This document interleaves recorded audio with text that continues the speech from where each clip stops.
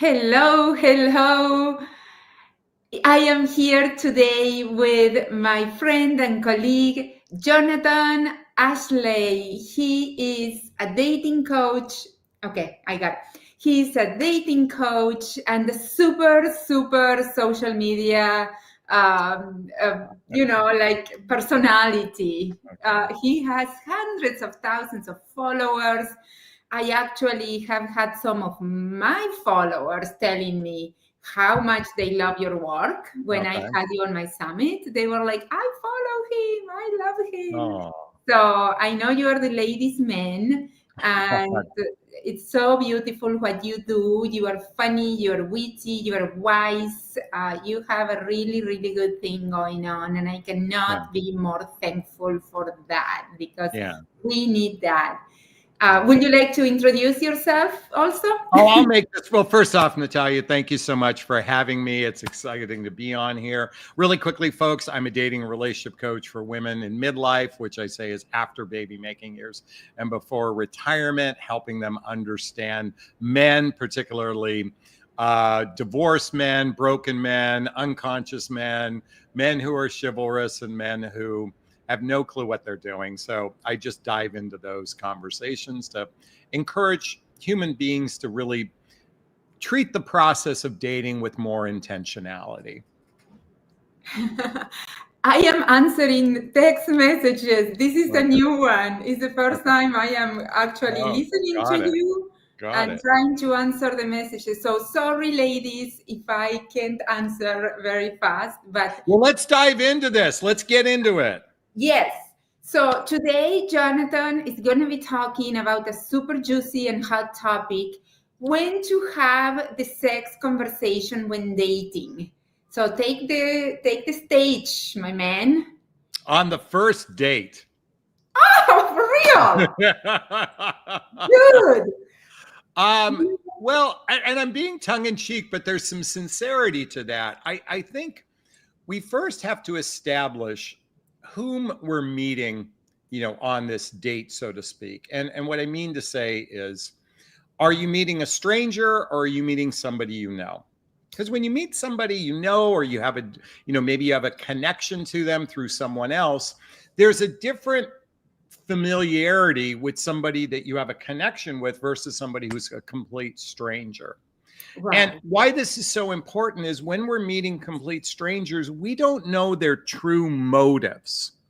What are their motives? Are they looking for a short-term fling? Are they looking for a casual relationship? Are they looking for a partnership-based relationship? So when we're meeting strangers, we oftentimes don't know what they really want. And we have to accept on some level, some face value, what they say they want, because that's different. What someone says they want might be completely different from what they want. Okay.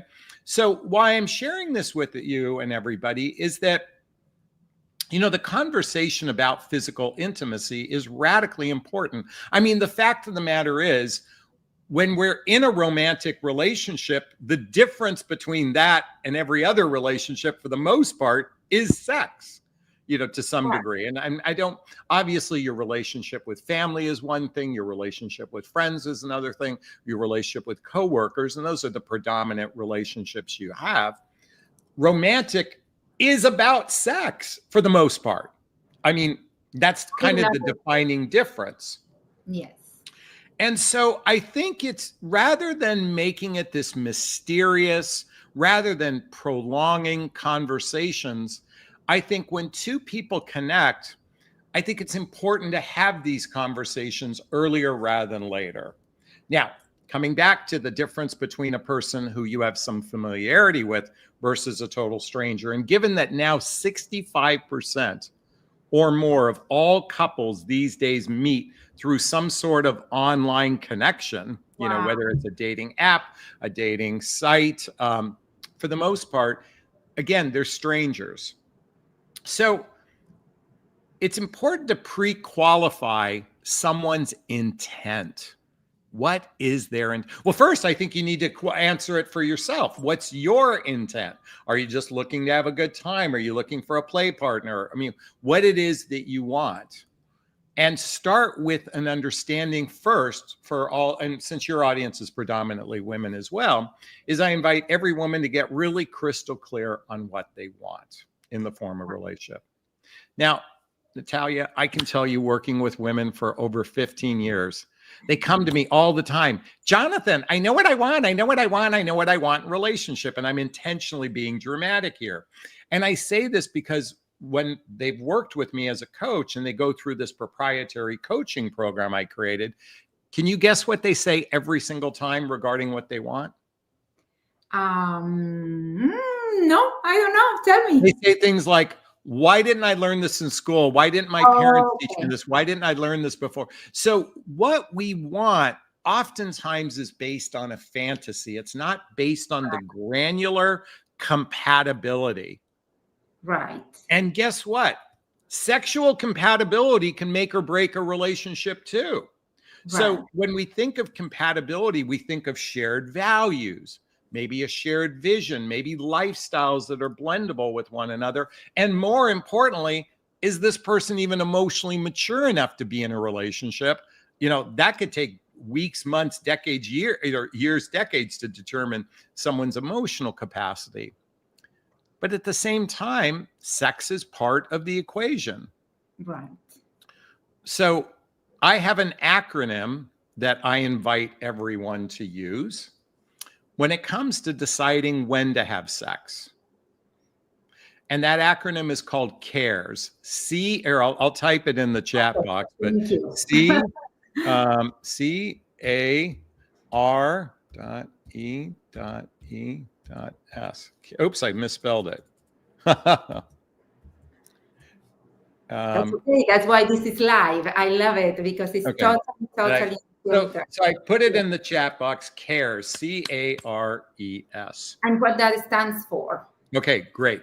So the C stands for comfortable. I'll type it for you. Yeah. Comfortable. So you shouldn't have sex unless you feel comfortable. In other words, you don't feel pressured. You don't feel any, fear that if you don't have it, you're going to lose the person. You need to start with comfortableness. Okay. Now, the A stands for be aware of the consequences. Now, what I mean by aware of the consequences, if you're a person who attaches to another human being rather quickly, and it doesn't work out, there's a consequence. So be aware of your attachment, your bonding with respects to when it comes to sex. Not everybody bonds through sex. I know that particularly for women in midlife, and that's the audience I speak to, everybody's heard of oxytocin is released when we have physical, first off, it's when mothers are nursing, it's released. But it's released when there's physical intimacy. I don't know if enough studies have been done to determine if women in midlife experience the same bonding as they do in their 20s or even 30s. And I'm just and I only say this based on my anecdotal experience that I've noticed a lot of women in their 50s, 60s, and later in life don't necessarily bond the same way through physical intimacy. But if you do, and you're aware of it, just be aware of the consequence, okay? Right. That's very, very, very important because as you probably I have had way too many clients crying because they did have sex casually on the first date, thinking that they were going to be able to do it, in a free-spirited way, and then they get attached. It's just, it has never. You know what? I want to talk.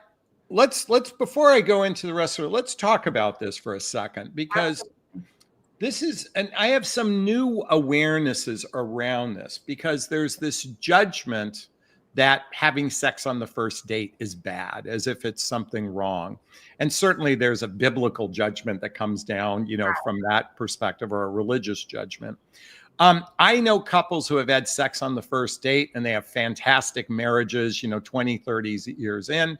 I know couples who waited for 4 months to get married and have sex, and they literally, the relationship was done shortly thereafter. So I think that's why using my C.A.R.E.S analogy is about really deciding when is it right for you. So let's take this a little bit further. Let me give you the balance of it, and then we'll kind of get more granular.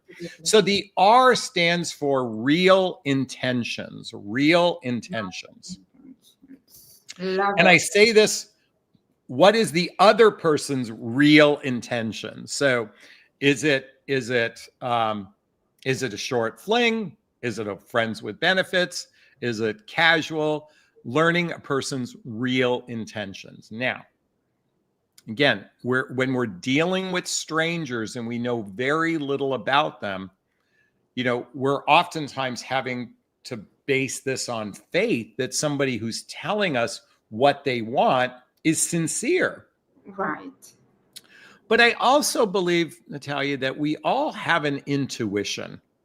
we actually have the power. I believe we have the power to read people much greater than we actually use in life.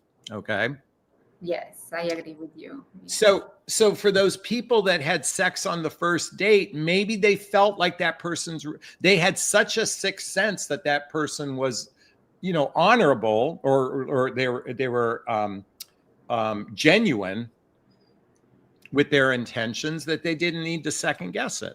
Whereas other times, we have, through love bombing, women get manipulated. And again, I speak mostly to women, but they get love bombed. They get, a lot of exaggerated romance to convince to have sex, sooner, for whatever person, for that person to get their own, they're in it for themselves kind of thing. So the R stands for real intentions. The E stands for exclusive. Now, I think it's important that the reason why I use the E word, because it fits for my little acronym. But what I really mean is the agreement to monogamy if you're going to have regular sex together. If you're going to have regular sex, like sex on the first date and you never see someone, you don't need an agreement to monogamy because you're not going to see them again. Yeah. It's the repetition that I believe needs to be at least monogamous. Now, again, you're not married to this. This is just my suggestion. But to be some level of at least agreeing to explore an exclusive relationship should be within that context of when you're beginning to have regular sex with someone. I love it. I love it. So it's care, is the C is comfortable, the A is awareness of the consequences. Yeah. The R is real intentions, and the E is exclusive going forward. I really like that. And I also really like... Oh, there's another letter, though. There's one more letter. Sorry, keep going. So the S stands for safety. Oh, love it. Whether that means, wearing protection, whether that means getting a STD test, or what that means is simply being in an environment where you feel safe. Right. Coming back to comfortable, physical intimacy should also feel safe. And so, and that's an acronym I created to give some context now of when you might want to explore physical intimacy with someone. Again, it's not about when, you have sex, but I think what's more important in this conversation is to have conversations about what you like in the bedroom.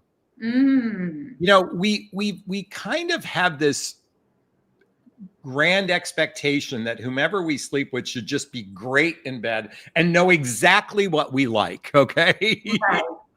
Right. And I say this because I can't tell you how many women I've spoken to that had, been dating someone for a few weeks. They've decided to agree to monogamy and exclusivity. They had sex and she said, oh, he was a terrible lover, or vice versa.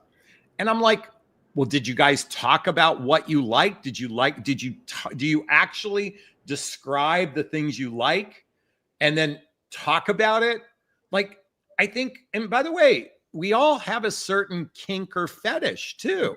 And by the way, these aren't words that are bad. We think of words like kink or fetish as something wrong or bad. But I'm going to be candid. I'm a dominant person in the bedroom. I'm a very take charge person in the bedroom. And I'm better suited with someone who's a little bit more, for lack of better words, submissive in the bedroom. That's just my energy power. So if I have the flip, so, if it's the other way around, it just doesn't work for me. Well, I'm very upfront with people about that when we get to that point of exploring something that's both physical and emotional and practical. Right. Yes, it's so important. So Jahala Ford just wrote, doesn't talking about it quell the passion? Oh, great question, Jahala. Thank you. Can you, do I have the ability to post that? Or you can. Can you? You can click on it. What do you want me to do? You can actually click on that and it'll post it right on the, there you go. Oh! So here's the thing. Doesn't that quell the passion? Hell no. It enhances the passion. I think, see, that's in my opinion, that's the naive narrative, is that it's when we by the way, this idea of mystery, let me just say something, Jahala, is it's going to take 50 years to figure out who I am. Okay. I mean, that's an exaggeration. Let's just say it's going to take 5 years to figure out who I am. Okay. There is plenty of mystery in our lives. We have plenty of mystery, but having conversation actually builds trust. It builds safety. It builds comfortableness. That's the byproduct of being vulnerable, of being authentic, of being transparent. Is when we do that, we are building intimacy. We are building trust. So rather than looking at it, I get she's looking at it from the inverse, and I get it, but it's actually the byproduct is better sex. I think it has a lot to do with the way we talk about it, because for me right now, the way I feel about talking about sex and all this, it kind of turns me on. It doesn't kill the passion on my side. But I think it's the way you are presenting it, the way you are talking. Probably there is a way to talk about this that works and a way that doesn't really work. So you mentioned that the best time to talk about sex is the first time, the first date. Well, wait. Now, I did say that a little tongue in cheek, so I want to be clear. Okay. So let me kind of explain that. If two people meet and there's attraction for one another and there's chemistry for one another, and you can already tell that there is interest to see each other more.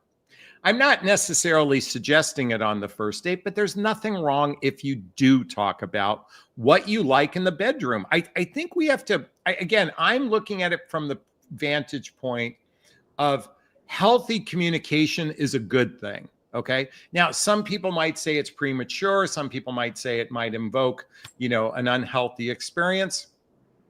Again, the more light we shine on something, it takes it out of the darkness. So, and it might be just a 2-minute conversation about sex. It doesn't have to be the entire date about sex.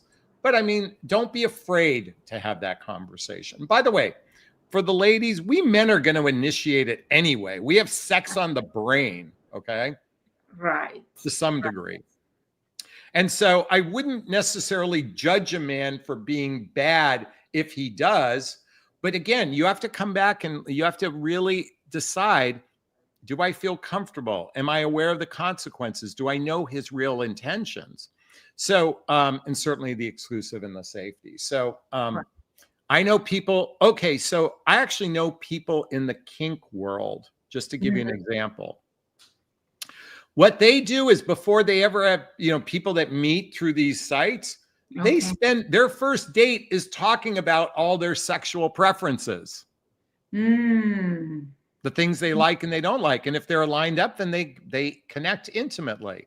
Now, we can have judgment over that, but I like that they have these conversations before they're physically intimate. Right. Right. Yes, that's yeah, that's a little bit of a different situation, I would say, because it's a very particular kind of engaging sexually. That if I am into those kind of practices, I think it's really important to talk upfront. But you see, here's the beauty.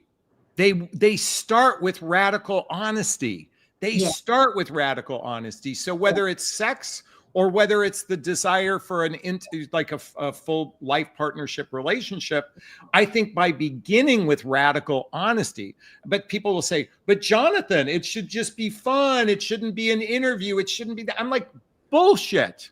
Okay. Dating is an interrogation process to get to the truth. right, Who is this person? Getting to the truth of a person is what dating is all about. And if we act like it should just be fun, romantic, and entertaining, we will be blind to all the red flags that are going on in front of us because we're hyper focused on romance, entertainment, and having fun. I'm saying right, reverse that, interrogate people. Now, I say that tongue in cheek. I'm just saying it for fun. But what is an interrogation? It's about getting to the truth. That's what dating is, getting to the truth of a person. right. And the only way we're going to do that is by being radically honest with one another. Yes, yes. I love that. I love that. So, Jonathan, how can we bring up the conversation of exclusivity? How would you suggest to a woman that maybe is a little bit shy, that, how do you think is a good way to talk about it?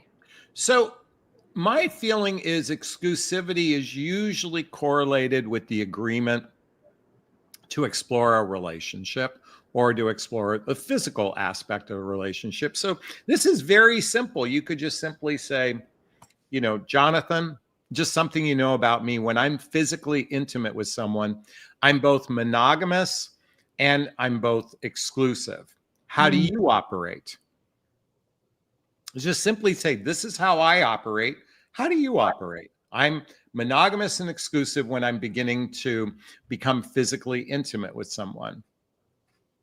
And if they like, oh, I like to keep my options open, let's keep it casual, let's not put a label on it. Well, then the penis doesn't have to go inside the vagina at that point. right, I mean, again, if somebody operates different than you, then you're using, are you comfortable? Are you aware? Are you real intentions? And so I'm a big proponent of just telling a person how you operate and see what they say. Now, does that mean people aren't going to lie? Yeah, people are going to lie. That's right. why I say it's about getting to the truth of a person. And I'm going to share with you, there needs to be some real deep conversations about people's past before you, in my opinion, a person's past relationships have so much residue in people's lives that if we don't address we can't assume the person addressed their past. We have to interrogate to see how they, and by the way, this is where a lot of women get tripped up, Mm, and men too. Here's what happens. You talk, oh, I was married to a narcissist. I was married to an alcoholic. I was married to an abusive person. It's always pointing the finger at the other person. right, Okay. And we're like, oh, they're a saint. They're so wonderful. It was the other person's fault. Trust me. If somebody blames the other person 100% and they've taken no ownership on their part, and by the way, and they haven't healed from that relationship, you are rolling the dice, right. emotionally speaking, when you dive in with somebody who has not resolved their past. Absolutely, absolutely. I agree with you. It's easy to say that, oh, he was a cheater, but having been myself in that situation, Yeah. I know I had part on it. It wasn't all his fault. A relationship is two, it's Yeah. a two. So I have another question for you about the how-tos. I'm gonna try to get as many how-tos as I can from you. What about where to have sex? Sometimes women, they go on a date with a guy and they like him and they let him get inside of their house. And, for me, that is, I usually tell them not to, unless they do want to have sex. I said, make out as much as you want by the door, give your, neighbors a spectacle or Yeah. in the car. But usually, if we let the guy inside of the house, he's kind of assuming that we are good to have sex. What is your vibe on this? Do you think the sex should be in the women's house? Do you think a woman should take the I man? think it should be in the back seat of a car. Yes? I'm You just must kidding. have a I'm very kidding. good luck. I'm kidding. I'm kidding. I'm kidding. I was watching Grease the other night. No. So this is an interesting question. I mean, to some degree, I don't think the location matters that much, Okay. per se. I do believe that women tend to feel more safe when they're at home for the most part, I'd say generally speaking, but I don't think that's an absolute. I think when you're talking about inviting someone into your home, I guess the question is, how much of the due diligence did you do? How did you vet this person, um, to feel safe? Right. you know and so again, when we're meeting total strangers, we oftentimes need more intel, more intelligence, more information to feel safe. But I don't think it really matters the location as much. Again, I'd like to, of course, I've been a big encourager for women to do their due diligence before physical intimacy. But I'm also aware that we men bond through physical intimacy. We bond with another person. I mean, sex is part of our decision-making process to consider, commitment with a person, because, the reality is, okay, I'm going to tell you something to tell you. There's such a grand expectation. We men must court women, okay? We're supposed to court from the very first date. I have no idea on the first date, second date, third date, fourth date, fifth date, whether I want a life with this person. Okay. I don't know it. We just don't know it. So I think it's a little bit disingenuous to court until you actually know this is somebody you might want to go the distance with. Now, that doesn't mean you might not want to explore a relationship. See, this is different. Exploring a relationship is simply saying, hey, I like you, you like me. Does it make sense that we spend time together to be physically intimate with each other, potentially start merging lives together, and like we try it on for size. And when we say explore a relationship, we don't know if it's going to go anywhere. But when it's the man's expectation to court, it kind of pre-assumes that he does know this. And truth is, we don't know until we've built trust with a person. Right. Wow. Wow. Thank you for sharing that. Thank you for sharing that. I really loved everything you said, and I really loved how candidly you mentioned that men bond through sex, and so that is Well, let me reframe that. Can bond through sex. yeah. I don't want to make that definitive, but I will say, by the way, if we're having great sex, we want more of it. If the sex sucks, we're going to go no, Right. It's such a nuanced subject, the one you picked, Jonathan. You are a troublemaker. Okay. And I want to say, ladies, can we give a clap for his hair? Oh, God. This man has the most beautiful hair ever. So I thank my mommy and daddy. So thank you so much for sharing some of your wisdom. There is so much to you. There is anything else you would like to share before we go apart? Jonathan, that's it of a car. Have sex. I'm trying to remember the last time I had sex in the backseat of a car. It was 20 years ago. What can I I'm not share? going to say anything. I believe that sex is better that we talk about it instead of keep it a mystery. I believe when we, as I said earlier, when we shine a light on one of the most obvious things about dating is sex. Okay.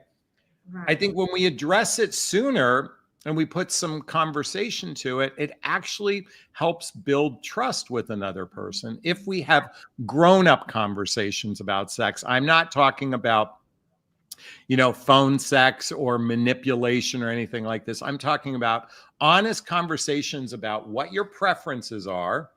I said kinks and fetishes, but that's really just your preferences, both on an emotional level and on a physical level, what your preferences are. And having those conversations, preferably before being physically intimate, instead of just hoping for the fantasy that it's just going to all work out because we go into it blind. Right. And oftentimes we go into it blind and not talk about it. And then what happens, it gets buried or it gets shoved under the rug, and a lot of angst happens. And then guess what? You find out it didn't work out. But if you had an honest conversation in the beginning, you might find that you're either misaligned, or you might just learn how that other person is pleased, because that's what sex is about. I mean, ideally, it's not just the self pleasure. It's about giving pleasure to another person, at least for those grown up people, not selfish people. Right. I love it. I love it. Yes, I agree with you.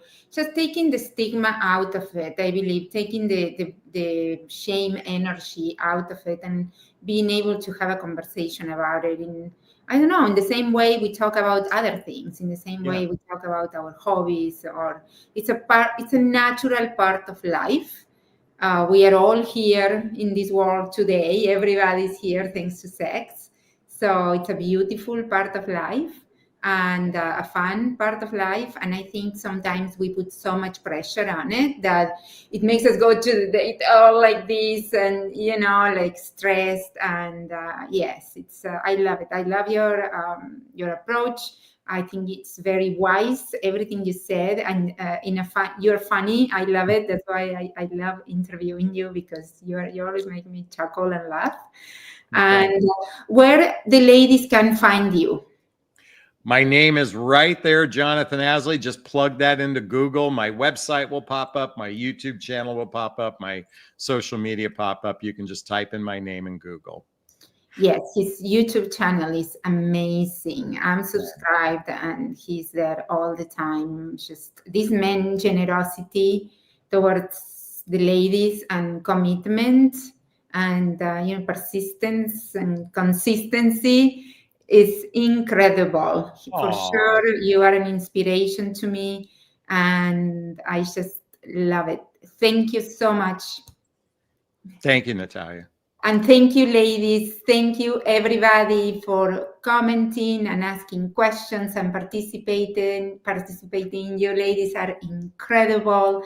And we are both, I will speak for Jonathan, we are both super inspired and moved by your commitment to living a great love life. And it's really, really, it fills our soul, and we are honored to be able to do Oh, it. thank Thank you. I appreciate that. you.